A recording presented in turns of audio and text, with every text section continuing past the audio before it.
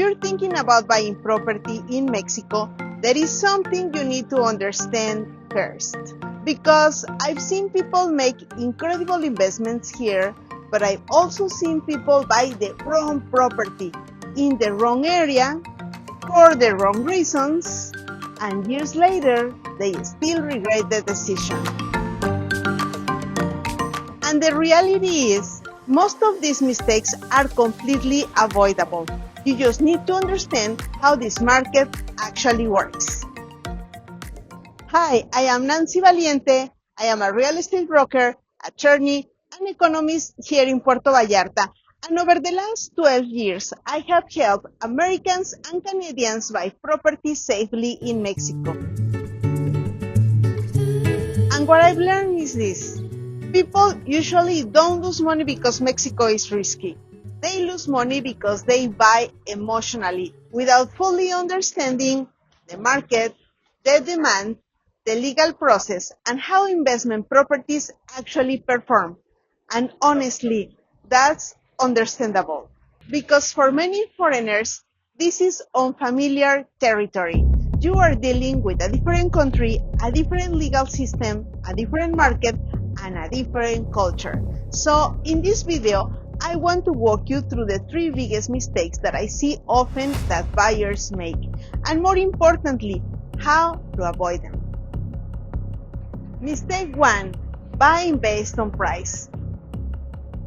One of the biggest mistakes people make is becoming obsessed finding the cheapest property. And look, I understand why. When buyers compare Puerto Vallarta prices to prices like California, Vancouver, Seattle, or Toronto, everything can initially feel inexpensive. So naturally, people start thinking, wow, maybe I can find a bargain again. But here is the problem. In real estate, cheap properties can become very expensive mistakes.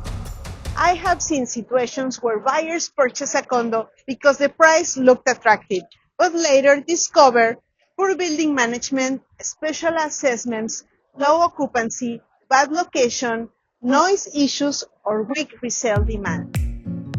And suddenly, what looked like a deal becomes stressful. A smart investment is not determined only by purchase price.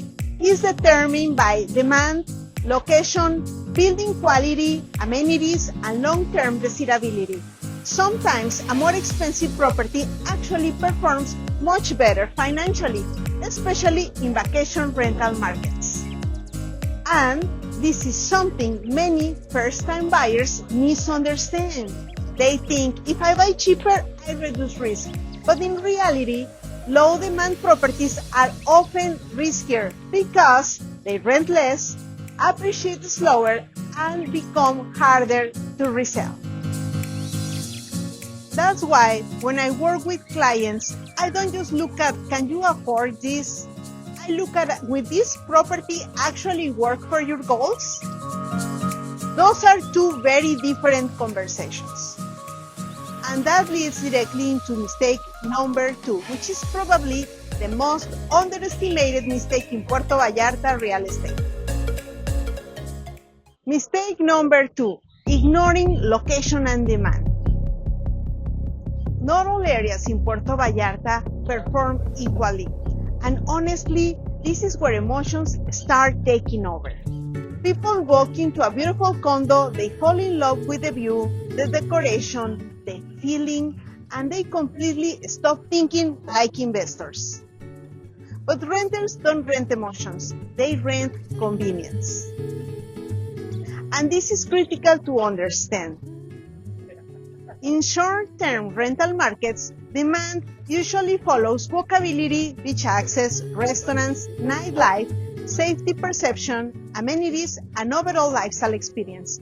And that's why some areas consistently outperform others. For example, a beautiful condo in an isolated location might personally feel relaxing to you, but if tourists constantly need taxis or there is nothing nearby, occupancy might suffer.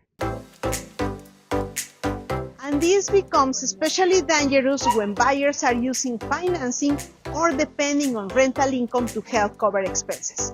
Because then, this is no longer just a lifestyle purchase. It becomes a performance decision. And honestly, the properties that perform best over time usually sit at the intersection of strong lifestyle appeal and strong rental demand. That's the sweet spot.